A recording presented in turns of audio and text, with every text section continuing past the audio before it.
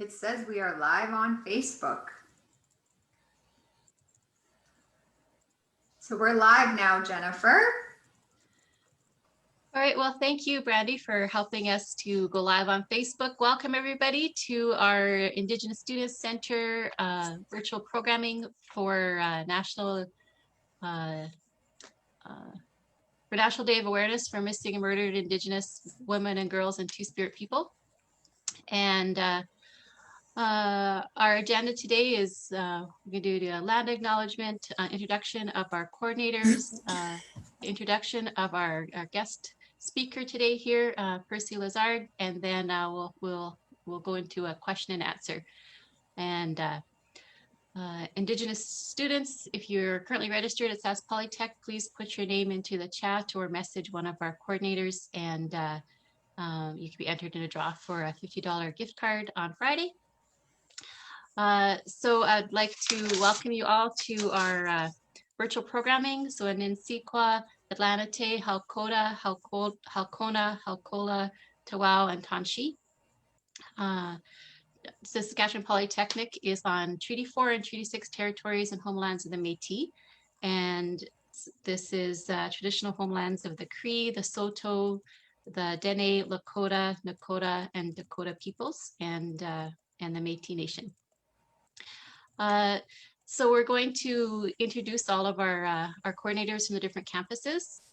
Myself, my name is Jennifer Lenny, my pronouns are they and she, and I'm on the Prince Albert campus with the All Nations Gathering Place Indigenous Student Center, and welcome to our programming.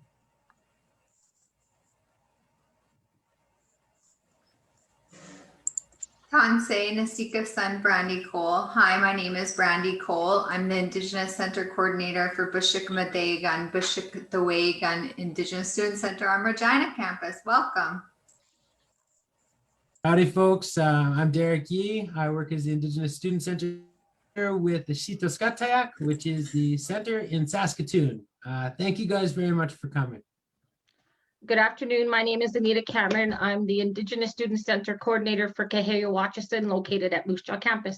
Welcome. Thank you, coordinators. So our coordinators are going off of the visual, but they're going to be monitoring the chat. So if you have any questions for Percy, please put them in the chat, and the coordinators can read them out, or if you have anything that you want to say, they can read them on your behalf. So, well, I'm really excited to have Percy here. The first time we met was a year ago, right before COVID hit, at a wonderful Two-Spirit gathering in Toronto, put on by Two-Spirits Emotion, and very grateful for Percy to be able to come and to share with us the work that they have done. So Percy is a registered member of the Spinticton Indian Band, and that means a village between the lakes. And their people, the Squelo, have lived on the territory known as the Okanagan Valley since the beginning of the people of our land. Percy's background includes over 30 plus years of field experience as a social work, an activist, a researcher, and a scholar, and with strong relations with the many Indigenous communities, both urban and on reserve, as well as solidarity work with Black and radicalized communities and across multiple marginalities. Wherever they go, they bring a specialization in Indigenous social work, Two-Spirit pedagogies, Indigenous research methodologies, substance abuse, misuse, harm reduction, anti-racist, anti-colonial practice, and trauma-informed practices. Percy combines these theories, research approaches, and frameworks of understanding to create a culture of healing wherever they go. Their current focus is on ensuring this culture of healing is fostered and supported within systems and structures. So I'm very honored that you're able to spend some time with us today on our Facebook Live virtual programming with Saskatchewan Polytech's Indigenous Student Centers. So welcome, Percy. Is there anything else that you want to add to your introduction as far as who you are, and or that was complete enough, eh? Oh, sorry, you were on mute. I'm quarantining next to a garage, and every once in a while the zzz, zzz. So that's why I was trying to be courteous to folks who might be hard of hearing.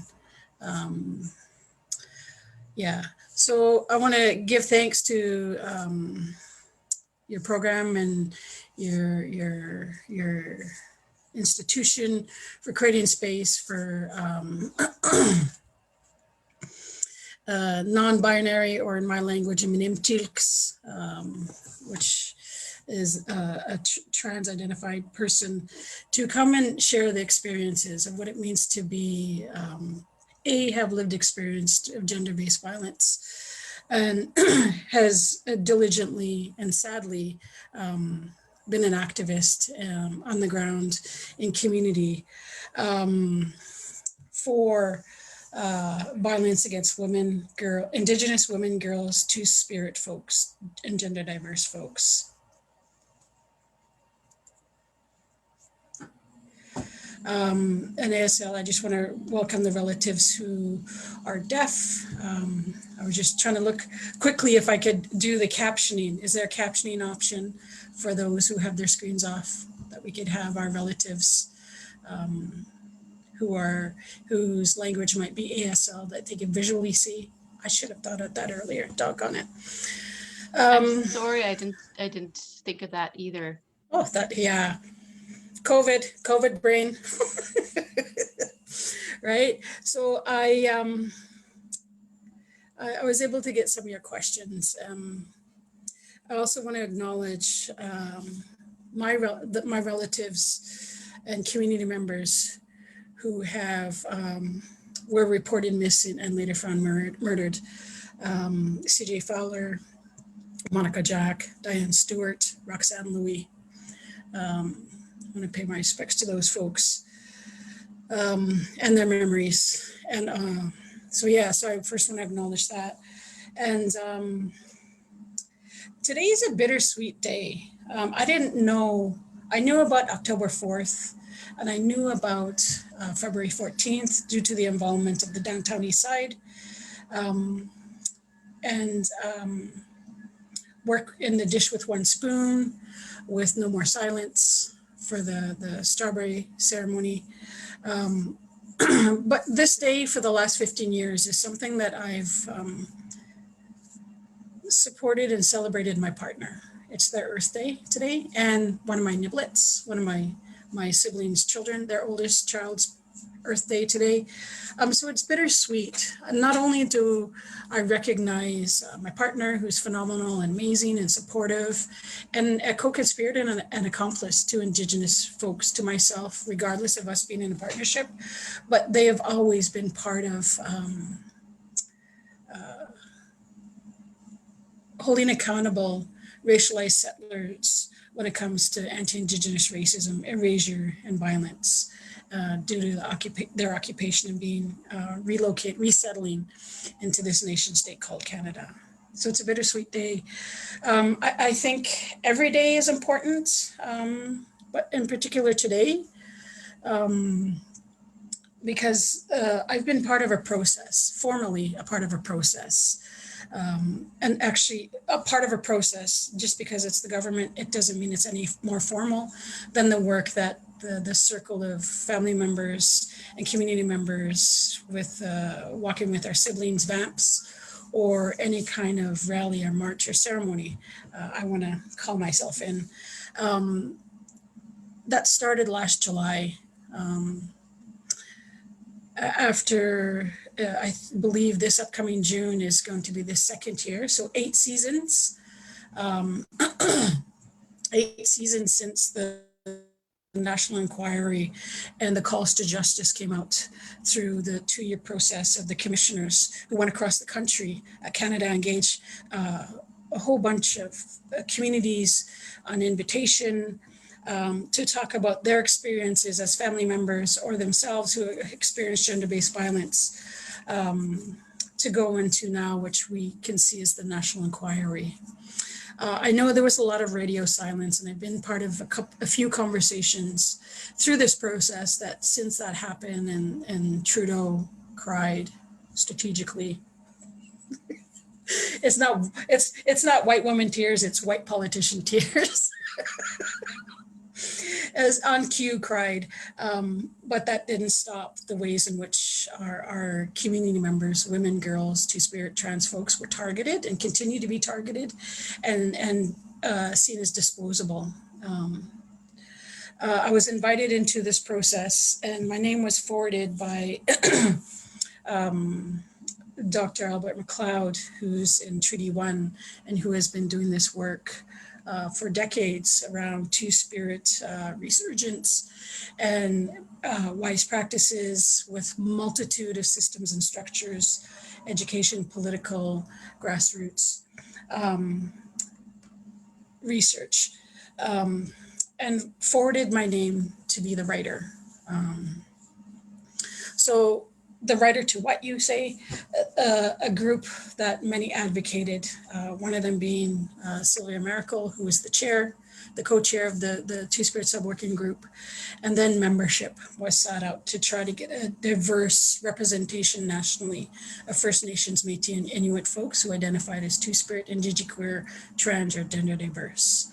Now, I want to name and not race to innocence that, yes, this is good work, but I also want to say, well, why Percy? And why the people that were chosen? I don't know, because I have continually questioned where the young folks, because the young folks are the leaders right now in protesting back against resource extraction, which means violence against and targeting of women and girls and Two-Spirit folks with the trans pipeline and any other type of resource extraction across the country. And they were the leaders nationally across all Indigenous territories to say no to different structures called the police and calling into the abolition, because those systems are not actually protecting us, calling in the abolition of colonial governments, which again are systems that continue to harm us. And I know this document, when it comes out, as we as a subworking group completed ours first, out of the many, there's the data, there's the core, there's the families, and then now each province and territory has their own chapter that they're contributing towards a larger document to say that this is what we need to protect our women, Indigenous women, girls, and Two-Spirit folks. Where was I going with that? So we started that process last July. And many folks were there, and many folks contributed.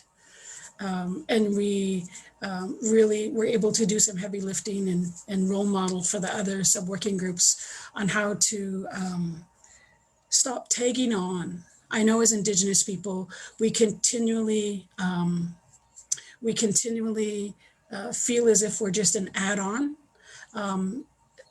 Within a critical intersectional lens, that's how it feels to be Two-Spirit or trans, that with the experiences of violence, there's no doubt that women and Indigenous women and girls are not targeted, but also Two-Spirit and trans folks.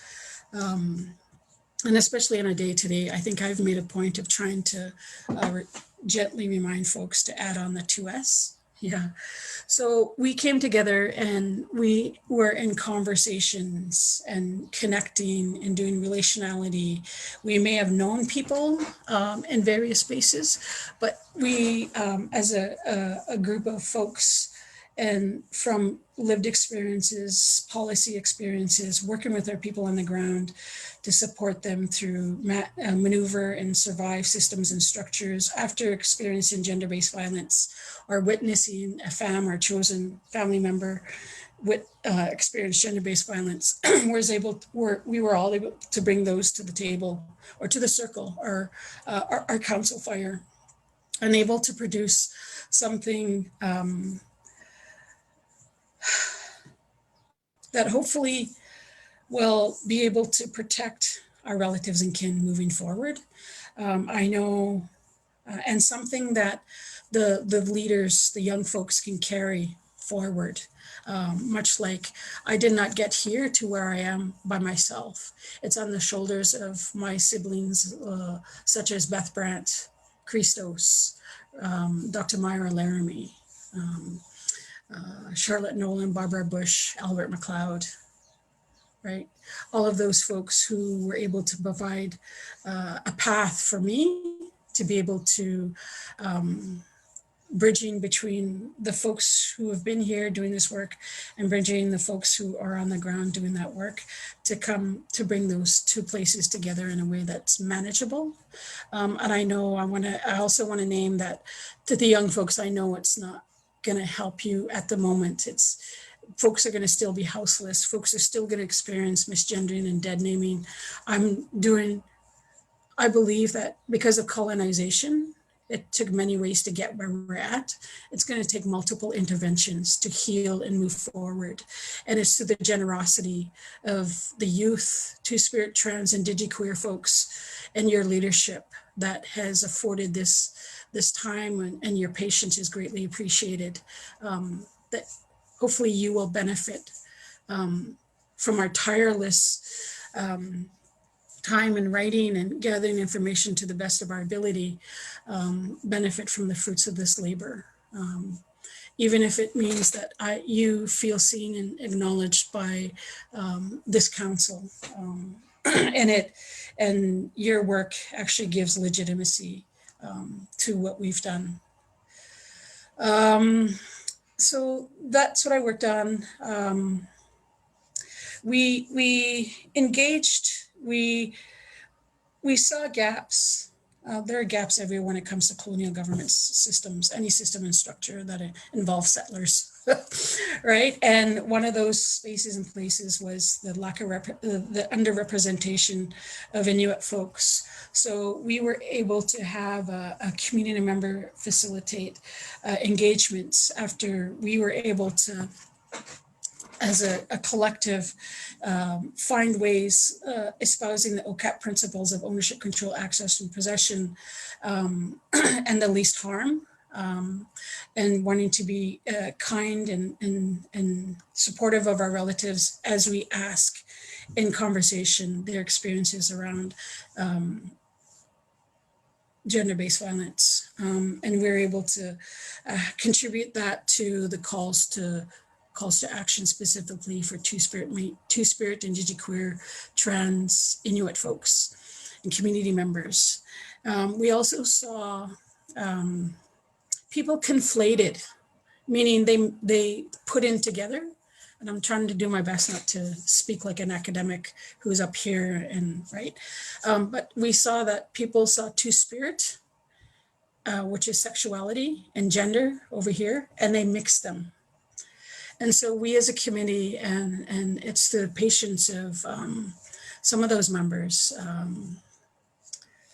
didn't ask their permission, I think I could disclose their name, but the gender diverse relatives in the circle, you've been able to provide me with guidance and reminding our relatives who were cisgendered on the circle that sexuality and gender are two different experiences. And so we were able to go, okay, we want to honor and celebrate what it means to be Two-Spirit and experience gender-based violence and encounter system and structures and colonial engage and have enacted on us colonial violence, and what it means to be gender diverse. So we were able to have a knowledge keeper from Treaty 1, whose identity reflected that of someone who was Indigenous and gender diverse, engage 13 folks nationally in a conversation about them sharing their experiences to contribute to the larger document for our chapter. And then we also saw another gap that, we recognize that there's an underrepresentation of Inuit experiences, Two-Spirit, and trans. And then we wanted to actually hear from folks who were Two-Spirit, trans, and were sex workers or formerly in the sex trade. And we were able to engage 13 people, again, nationally, and they were very generous and able to contribute to very real lived things to help shape keeping our relatives safe. So that was, and then we came up with our own gender-based framework, a two-spirit framework. And because I'm a Shwim, I know if my relatives are listening, I did not pronounce that properly. As a firekeeper, I introduced that as part of the document. I know the Michif Métis document, they had beating. Much of us, our relatives from the north, out east, out west, and the prairies, all agreed that we all have a council fire. And so I was really glad that as a firekeeper, I could support us in a conversation over a fire to really see and nuance the ways in which Two-Spirit Indigenous folks who are also gender diverse, introduce that theoretical framework that's specific to us, which is not out there. So I was very grateful to be able to do that. How have people been involved, just based on some of your questions? I don't think they've been involved enough. If we go back to the National Inquiry and all the engagement sessions that they had, one of the two last ones, I believe the Yukon was the last community to be engaged at the request at the opening to the commissioners.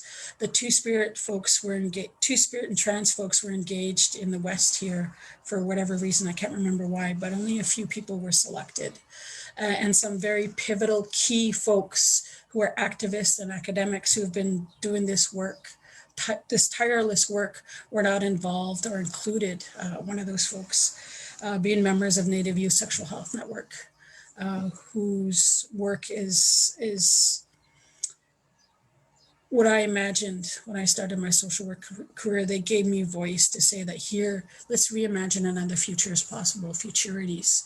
The future is Two-Spirit and trans and young folks. And Dr. Sarah Hunt, right? So there are quite a few folks that were excluded. And I know, again, that just speaks to the ways in which the lack of intersectional analysis, meaning looking at just more than just the Indigenous person in front of you, but the many other ways in which that Indigenous person identifies as Two-Spirit, trans, disabled. And in our questions, just to go back on how we engage communities, we wanted to recognize, based on the lived experiences of the council, members of the sub-working group, the importance of identifying and centering a social justice disability framework. And each conversation circle that we had, that was front and center, because many of our relatives, Two-Spirit trans relatives, also live with disabilities and do not have an opportunity to share, here's what some wise practices can be, or best practices, or ways in which you're meeting me actually where I'm at. Much of our approach was meeting people where they're at, and that also could be considered a harm reduction framework, right? And I recognize when people hear that, people go, because that those two words have negative, that they have stigmatizing connotations, in the sense that it was first mobilized by frontline workers who want to protect our relatives who engage in substance use.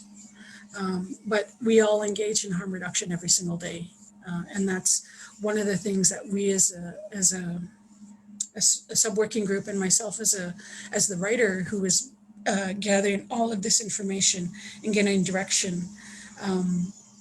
The approach I took, a disability justice framework, an anti-colonial and a harm reduction approach. And can I say again, we were the first group to get our chapter done. Oh. Because if we know anything about Indigenous people, we have to work 10 times as hard and 10 times as fast. But this was a labor of love, lot of complex, multi-layered conversations. But we were able to produce something that it's it's not the end point, it's a starting point, and it's a starting conversation. And did our best to weave in the community, the people we engaged, and our own experiences. And if I look at what I'm doing, it's like a braid of sweetgrass, right? And how is that not ceremony? Yeah. So how I got involved, our approaches, what we did. I think some of the learnings for myself, I can't speak for the other members, some of the learnings is that even in Indigenous spaces and places, our people are still learning and unlearning inclusive language, how not to cause harm to two-spirit, indigiqueer, transgender, diverse folks. That's one thing. To be honest, it feels like I was a Band-Aid put in on an amputation. And much like anything that our people have done, regardless of their intentions, the impact, I hope the impact reverberates for 7 generations. I hope, regardless of the intentions of me accepting and continuing in that responsibility, that I don't have to see up to 5 people who have gone missing on Facebook or social media that I see our relatives and kin posting. I hope that our young folks and our folks who are growing older, who many two-spirit, indigiqueer, transgender, diverse folks that I've come across, the common theme is that I did not believe I was going to live past 30, that we don't have that as our reality and our lived experience. And it's always contentious to be engaged with the government because it means I, to some degree, I'm complicit in that I'm enabling colonial systems and engaging colonial ways in which their way or no way, but a harm reduction approach and what we've been vigilant about is nothing for us without us. And that's on the inside of our page, inside of our documents. And I hope, much like the work of the Royal Commission of Aboriginal People, much like the work of the Truth and Reconciliation, much like the work of now scholars and community people are creating documents and work around those who were scooped during the 60s, and much like this National Action Plan, I hope it doesn't sit on a shelf. And I hope that the federal, I can only hope that the Sasamats, the settlers, the occupiers, and the colonial systems sitting at the other side of the table actually are going to walk their talk. I know we have over 151 years of them not. I want to have hope, but I also know what's sustainable and what is creating change is the young people on the ground, the land and water defenders who are showing us the way. And I raise my hands up to you folks for your continued generosity and patience with people like me who are in the academic industrial complex. And that I ask for your patience.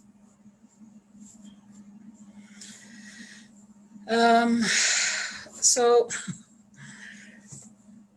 with saying that, in terms of responsibility, everything's hush hush. I just want to, if I get in trouble, I get in trouble. But here's the document, here's the cover page. And one thing that I, as a knowledge producer and someone who engages in research, I always, I don't like to put my name forward. Even as you introduce me, I'm like, oh, who are you talking to? One thing that's been a value and a belief of mine is that, and something that I share with all those, with those I come into contact in institutions through my appointments and students and classes, is that this is not success being an institution. Graduating is not success. You're here. They did not mean for us to be here as Black, Indigenous, and racialized, queer, disabled, young. But when you get to where you want to go, here is a map of where I've been. And I'll share with you strategies to help you survive these spaces and places. But when you get to where you want to go, you need to take 3 people with you with that same mentality. Because even though you feel like you're sitting at the table, you literally are in a TV table in the garage when we speak about these systems and structures, these colonial systems and structures. So one thing that I was able to do, I was able to engage and mentor.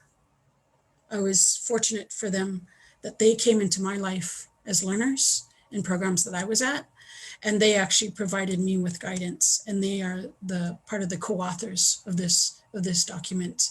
And I'm going to say their names. I didn't ask their consent, but I'll ask for forgiveness later. Dawn Marie Setterall is one of the co-authors of this, along with Zoe Prefontaine. And that's one thing I, as a scholar, do. Mobilize documents like this so that when they go on to graduate programs, they can list this in their application to say that this is the type of work I am capable of, and this is the type of change and impact I will have. And you, as an institution, need people like me. Yeah, so that's one thing that I committed to doing. I continue to commit to do. However folks want to be, and they were able to help shape and contribute to this, along with other members of the committee who also are included on this as a publication. Yeah, so they bring with them their 7 generations and their people and their lands and their culture and their practices. So yeah, before I get in too much trouble, I'll hide it. But yeah, that's a visual of what it looks like inside. It's a 97-page document. And it talks about things that can happen immediately, things that can happen into 2 years, 3 to 5 years, 10 years, 15 years. And it looks at 4 areas: right to culture, right to justice, fudge, I can't remember the other 2. Because I was so immersed in it. I'm not able to remember all those things. But yeah, we were able to speak to that, and we were able to share a timeline of Two-Spirit folks, because it didn't start when white queers started to protest. Ours came pre-contact, and so those were some of the things that the junior scholars, Dawn Marie and Zoe, were able to bring to this document, because it was very important. As Indigenous people, we have practices to recognize the origin stories of something, to help contribute to what makes sense of what's going on now, to give direction for our future. And that's also the mindset that we had, or that we wanted in this document. So I did a lot of talking. I don't know if people want to have a...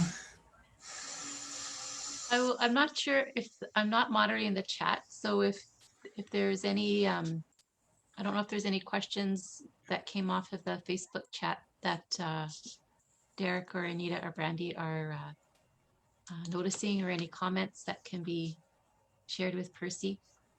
But while we wait to see if there was anything that was shared there, it was like, wow, thank you.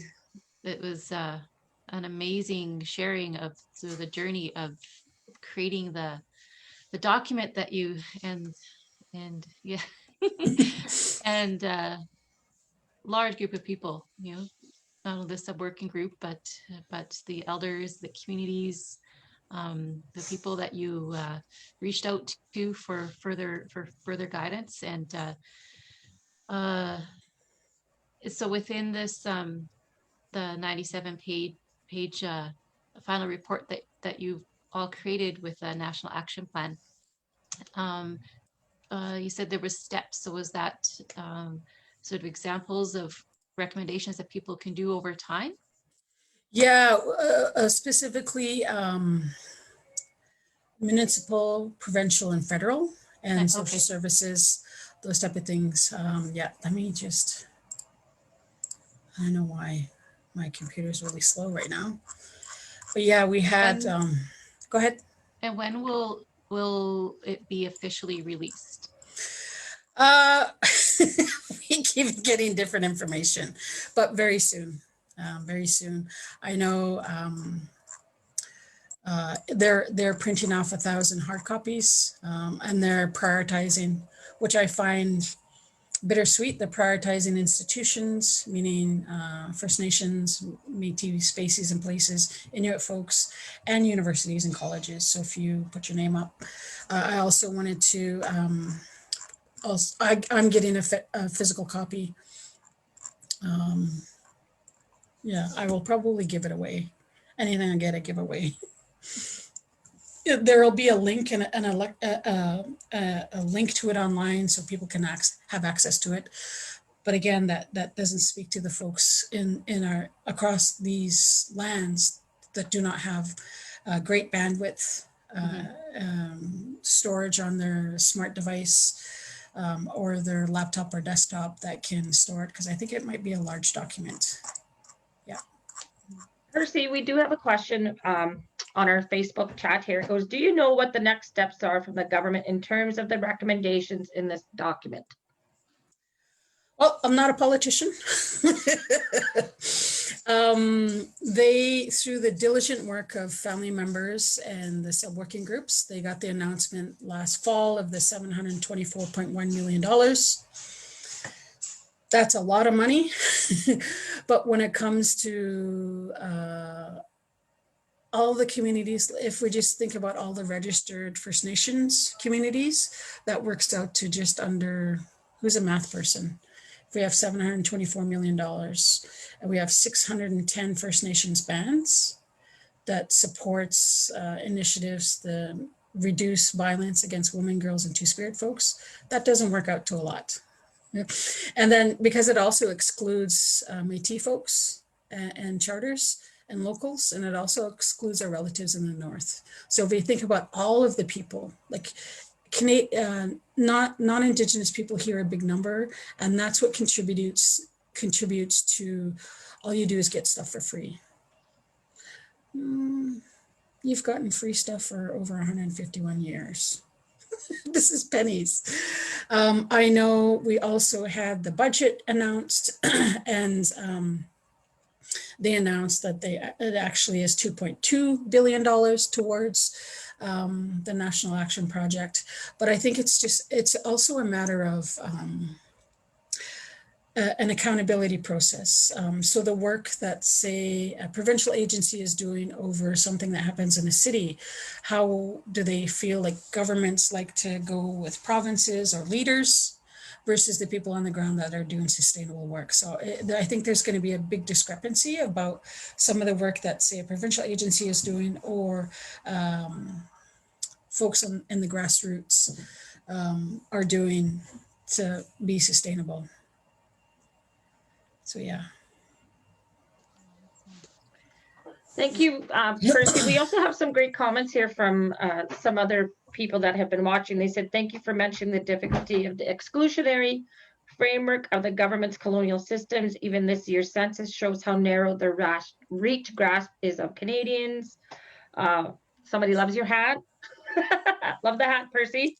It is refreshing to hear such truths. Thank you. And yes, the link would be helpful. And you have some hellos in there as well. I think if we wait for the government to dish us out stuff, we'll be waiting a while.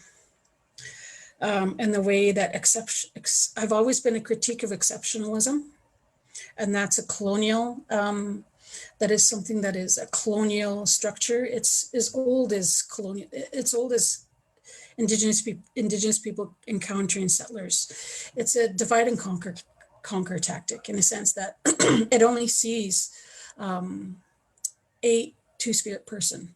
It doesn't, and it thinks that I represent all Two-Spirit people when I don't. And it doesn't, and because I'm formally trained and I have an appointment in an institution, that it sees me as great. And it cannot see other folks in their greatness. So I think this, like, engaging critically with exceptionalism, there can only be one, and having the colonial structures see Two-Spirit people as their only one and not having the capacity, well, what if I'm not Percy? What if I'm not Dr. McLeod, right? Which also is gaslighting. And one thing I want is that nations, much like I have folks here from Okanagan Nation Alliance, what you can do specifically is you can engage folks in our nation, because we have 7 memberships, First Nations band in Okanagan Nation Alliance, with lived experience to give guidance on policy procedures, complaint processes, and programming services, and HR practices of how to not be microaggressive, how to not be harmful in how you do communications to community about programs and services, how you do conduct community programs and services that use inclusive language, and to recognize that when you provide healing spaces and places, that somebody in doing the program and delivery services needs to reflect, shouldn't just be cisgendered heterosexual folks, and need to support our knowledge keepers, those who hold knowledge, that, again, inclusive language, inclusive practices, really unpacking the ways in which Catholicism, organized religions, has infiltrated the ways in which our knowledge keepers support our people. That is Two-Spirit and trans exclusive. And to really unpack bias and discrimination against sex workers. I think cis folks, what you can do, it's simple. It's not simple, but what you can do is you can start with put in your pronouns in your emails, as you can, if you can see, you put in Zoom meetings, because that says to folks like me and young folks in your communities that you are someone potentially that is safe for them to be themselves. Because 75% of mental health deterioration happens when folks don't use Percy, when folks misgender me and use she or he for me. So be that relative, be a good relative, and help me and others like me, the young folks, and use the names that we go by and use the pronouns that we go by. And if you don't know, ask. And if you go, oops, Jen, oops, oh gosh, don't spend 5 minutes making it more painful for Jennifer after you used he pronouns when they have identified that they go by they and she.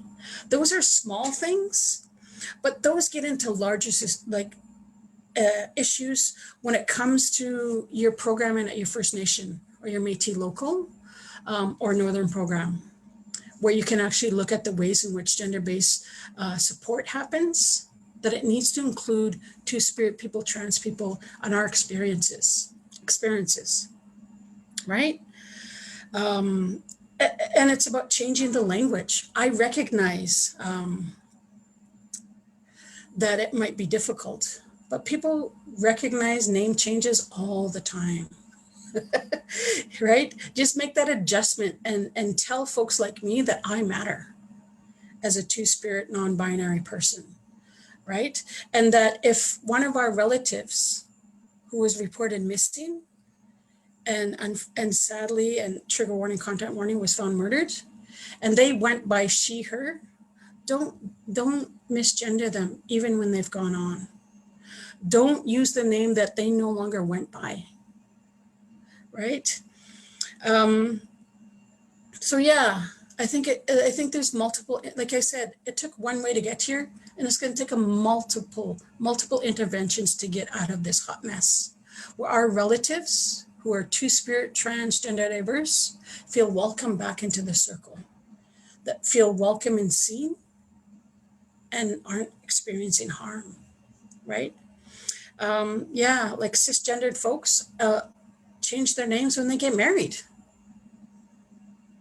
all the time, and people adjust. So those are small little things.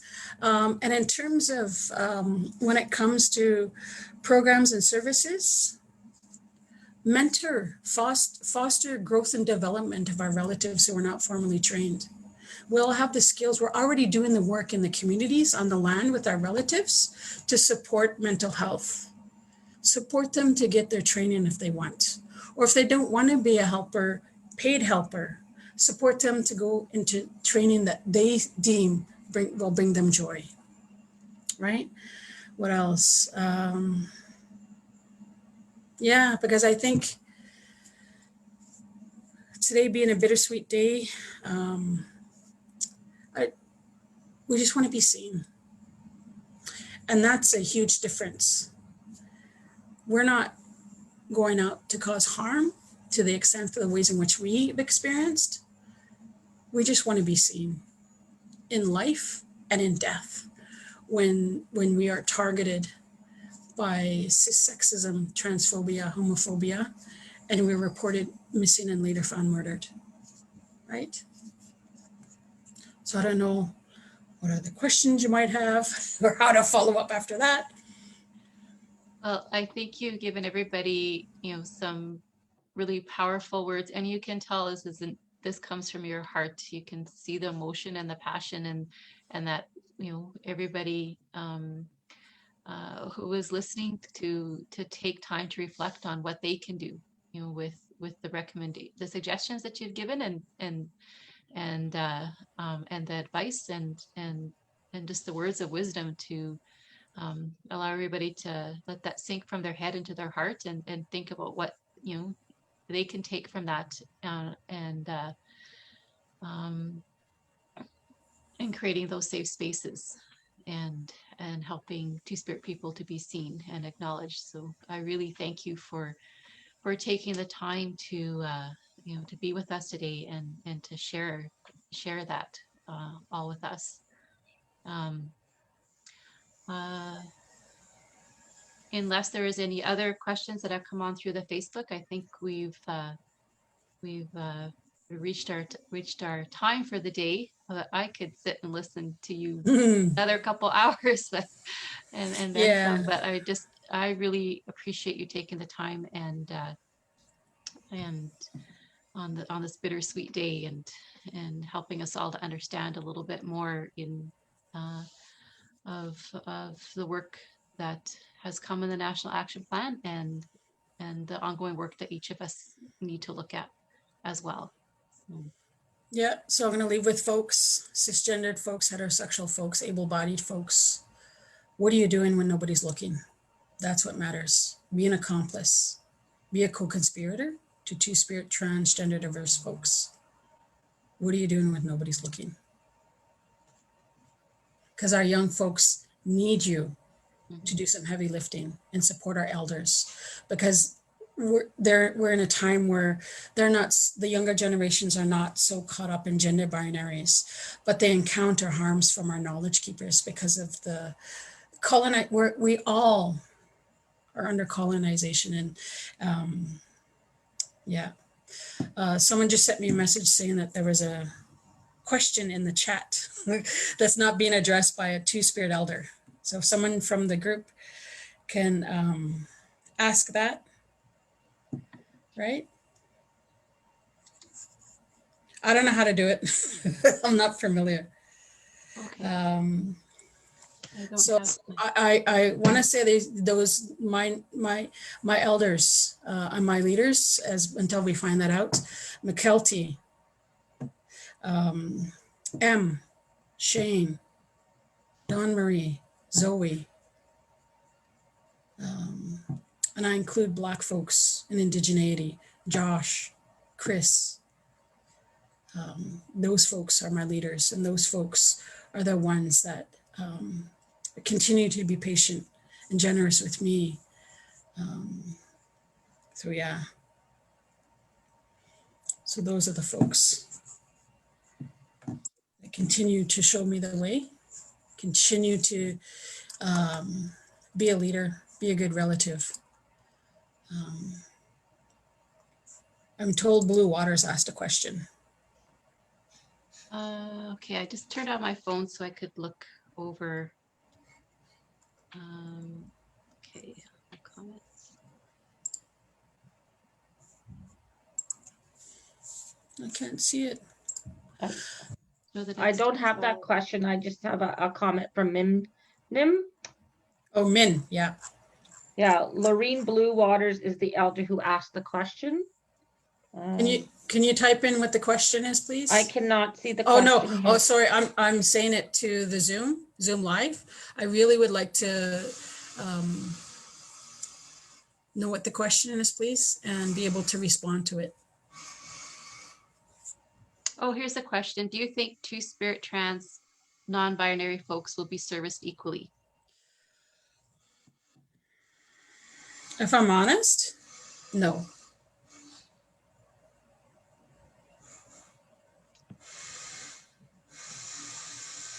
Why colonialism?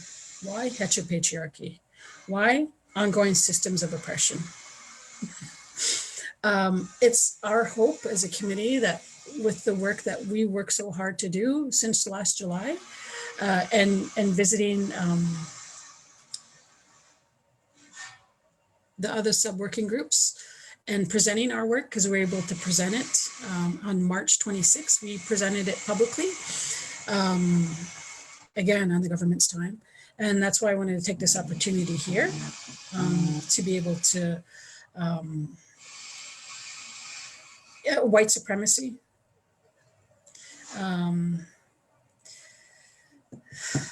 Again, if people don't see us as legitimate members of community, how are they going to take our lives and what we experience serious and as deemed valid to get support? So I hope that my relatives and kin will get the support they need, either as folks who experience gender-based violence or witnessing one of their fam. I can hope. And that's why I push cis and Indigenous folks to do some heavy lifting, because there needs to be a starting point. Start internally and don't wait for the colonizer. There are things that we can do right now. There's always things we can do right now, and it takes a little effort, and I've shared quite a few of those initiatives. Put your pronouns, they, them, everybody, right? Instead of going, oh, hey girls, hey guys, hey folks. Start with those little things. So yeah, can't see it. They're not sending me the message via text either. That's So, all yeah. the questions that I see that are on the chat. Okay. Lots of thank yous for your sharing, for wisdom, truthful discussion, thoughtful and helpful. Appreciate the clarity. So lots of gratitude on the chat. Much appreciate your formal presentation and keep up the good work. Forward to a link. Okay, I see it now. I see Lauren Blue Waters had said they hold their hands up to all the youth working hard to remove gender binary ways in our world, and I support them 100%. And that's time for all non-Indigenous folks to include gender diversity. Absolutely. Also, Indigenous folks, meaning Métis, First Nations, Inuit folks, can also do that work.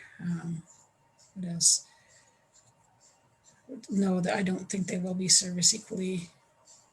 Yeah. Yeah. So yeah, that's all I have. I want to thank you again, Saskatchewan Polytechnic Indigenous Students Program Services department campus. And I want to ask communities patience that I know someone else has said what I've said more eloquently. Someone else will continue to say after me, and hopefully I've been able to guide them and support them to live their authentic selves and feel heard. And I appreciate your patience and your generosity. And I humbly before you raise my hands up to you for your guidance and support. Right. Thank you so much again for coming and sharing with us and taking the time out of your day when you're with your own family to do that with us at our Sask Polytech family. So I appreciate it so much. Thank you to all those who took some time with us today and viewed our Facebook Live and sent the questions and the comments. And yeah, I got to order one of those hats. All right, so my staff, thank you everybody. Ken, I'm a student, and we'll see you again on another time. Bye, Kokukst.